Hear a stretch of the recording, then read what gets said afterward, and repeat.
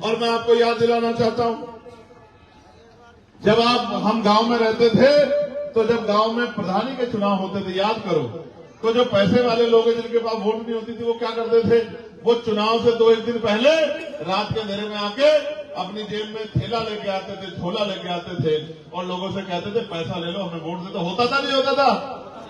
लेकिन वो अवैध काम था, गैर कानूनी था। जो विपक्षी प्रत्याशी लड़ रहा था वो पकड़ता था कि मैं पैसे वालों को पकड़ो जो पैसा बांट रहे हैं। अब ये काम लीगल हो गया है, अब ये काम ऑनलाइन हो गया है।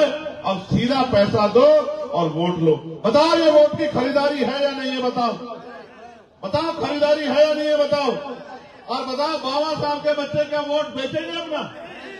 ये बाबा साहब अम्बेडकर ने वोट हमें बेचने के लिए नहीं दिया, ये गुलामी से मुक्ति के लिए दिया है, ये इज्जत सम्मान की जिंदगी के लिए दिया है। इसलिए वोट का सौदा करने वाले लोग कभी आपके जैसे नहीं हो सकते।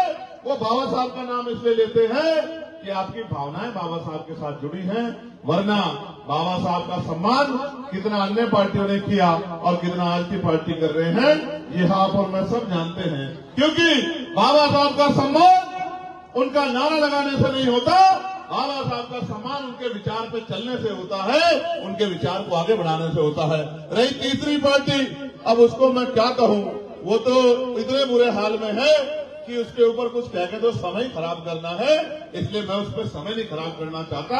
मैं तो जानता हूं 1-1 मिनट कीमती है।